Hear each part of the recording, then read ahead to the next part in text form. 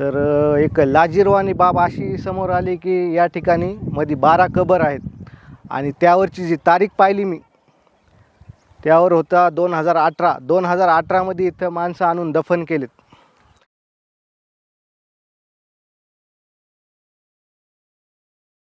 मागे जे दिसत आहे ना ते आहे खारे दिंडी तलाव. पाठीमागे जो आहे ना तो गोडी दिंडी तलाव आहे आणि इतिहासात या तलावाने गडाला पाणी पाजण्याचे काम केले असेल. राम राम मंडळी, आजच्या या नव्या कोऱ्या व्हिडिओमध्ये मी सुशील शहाणे तुमचं खूप खूप स्वागत करतो. राष्ट्रकुटांपासून तर निजामापर्यंत निरनिराळ्या राजवटी आपल्या अंगाखांद्यावर नांदवणाऱ्या एका इतिहासाच्या साक्षीदारास आज आपण भेट देणार आहोत. थंबनेलवरून तुम्हाला अंदाज आलाच असेल आज आपण कोणत्या किल्ल्याला भेट देणार आहोत. आज आपण धारूरचा किल्ला गाठणार आहोत आणि त्याविषयी माहिती जाणून घेणार आहोत. जास्त वेळ न दवडता व्हिडिओला स्टार्ट करू. तर मग चला. पाऊलवाट या मराठमोळ्या चॅनलवर तुमचे खूप खूप स्वागत. एकंदरीत 2-2.5 तासाच्या प्रवासानंतर आम्ही हा किल्ला गाठलेला आहे. तर आता बघूया हा किल्ला कसा आहे. तर मग चला चला चला.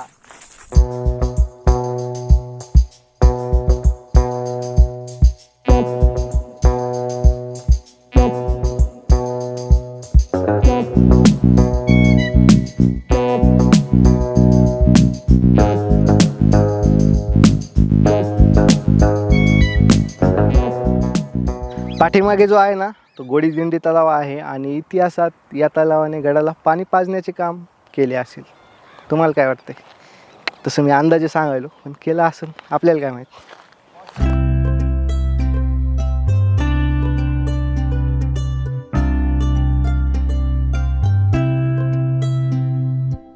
राजा धारसिंगमुळे या गडास धारूर हे नाव मिळाले असे काही जण म्हणतात. तर काही जणांच्या मते धारूर हा किल्ला आणि हे जे गाव आहे ते डोंगराच्या कडीला स्थित आहे आणि म्हणून याला धारूर हे नाव मिळाले आहे.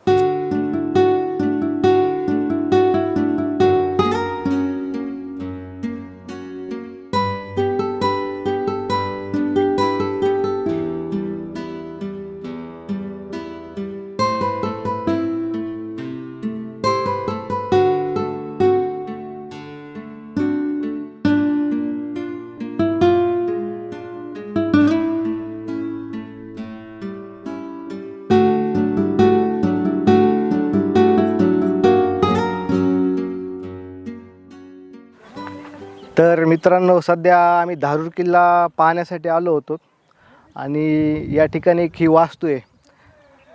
नेटवर चेक केलं तर ही मस्जिद नावाची वास्तू आहे. तर म्हणलं मध्ये जाऊन बघावं काय आहे. तर एक लाजिरवाणी बाब अशी समोर आली की या ठिकाणी मध्ये 12 कबर आहेत आणि त्यावरची जी तारीख पाहिली मी, त्यावर होता 2018 मध्ये इथं माणसं आणून दफन केलेत. तुम्हाला मी तसं व्हिडिओमध्ये दाखवेल ते पुढं.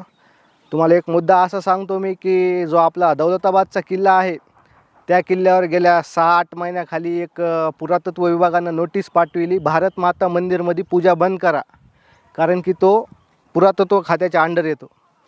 तर हे काय, हे पण पुरातत्व खात्याच्या अंडरच येतं आहे ना. एका दृष्टीने पाहिलं तर हे गडावर कब्जा केल्यासारखंच आहे ना.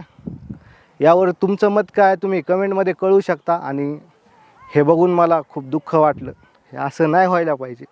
एका विशिष्ट कम्युनिटीसाठी तुम्ही एवढी सूट देता आणि हिंदू मंदिरावर तुम्ही पूजा करण्याचे पण अधिकार देत नाही. तिथं कोणी कब्जा करत नाही, पण तुम्ही पूजाला नकार देता आणि इथं हे असं होतं आहे. याला तुम्ही सपोर्ट करता. यावर तुमचं काय मत आहे तुम्ही कमेंटमध्ये कळवू शकता. आणि खरंच हे पाहून असं मला एकदम दुःख झालेलं आहे. असं नाही व्हायला पाहिजे असं.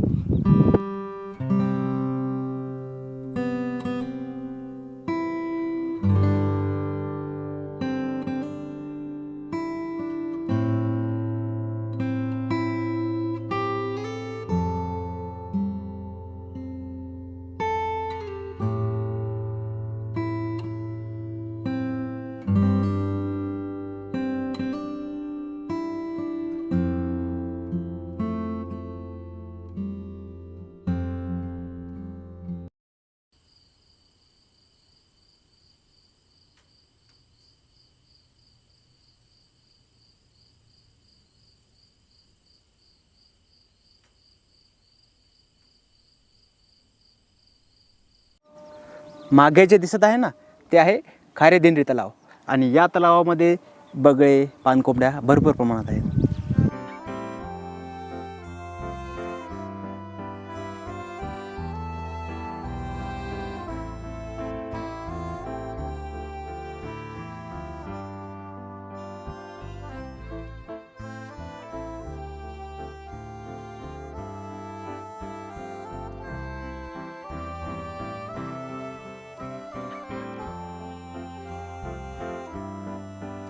मित्रांनो, पन्हाळ्याच्या युद्धानंतर छत्रपती शिवाजी महाराज आणि नेताजी पालकर यांच्यात मतभेद झाले. नेताजी पालकर हे मोगलांना जाऊन मिळाले आणि काही दिवस याच गडावर रहिवासी होते.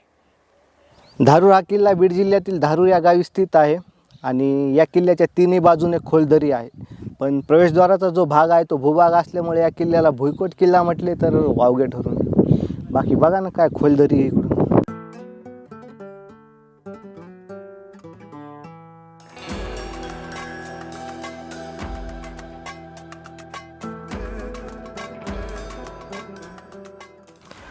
हे जे हौद आहेत ना याला तेला तुपाचे हौद असं म्हणतात. याला याच्यात खरंच तेल आणि तूप म्हणजे दोन्ही साईडनं वेगवेगळे ठेवले जातात असं का? नाही, ते कसं असतंय आता एखाद्या वेळेस याच्यात पाणीच ठेवत असतील पण पाणी दिसतात ते तेलासारखं दिसत असेल मग नावच पडलं याला तेलाचा हौद. म्हणजे त्याच्या शेजारी तुपाचा हौद असं त्याच्यात पाणीच असेल. दोन्हींचे तत्व एकसारखे दिसतात किंवा काहीतरी वाटावं म्हणून केलेली क्रिया. या गडावर एकूण 36 बुरुज आहेत आणि अशा भक्कम व प्रशस्त किल्ल्यामुळे इतिहासात धारूर या गावाला खूप महत्त्व होते.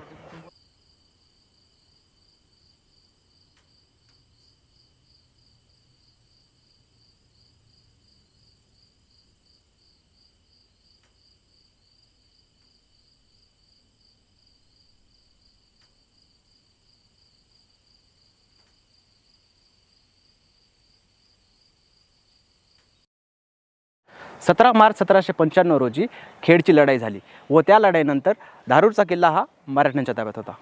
17 सप्टेंबर 1948 रोजी 7वा निजाम मीर उस्मान अली याने शरणागती पत्करली आणि हैदराबाद संस्थान भारतीय संघराज्यात विलीन झाले व किल्ले धारूर भारताचे अंग बांधला.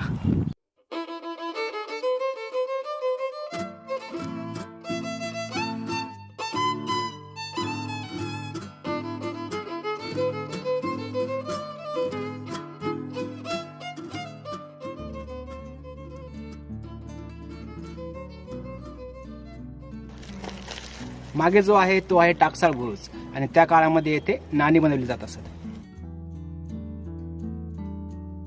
या ठिकाणावरून चालताना ठिकठिकाणी खंडर, उद्ध्वस्त घरांचे चौथरे आणि तणाने माजलेल्या मोकळ्या जागा हे सर्व पाहत असताना आपण एका उद्ध्वस्त नगरीतून जात असल्याचे जाणवले.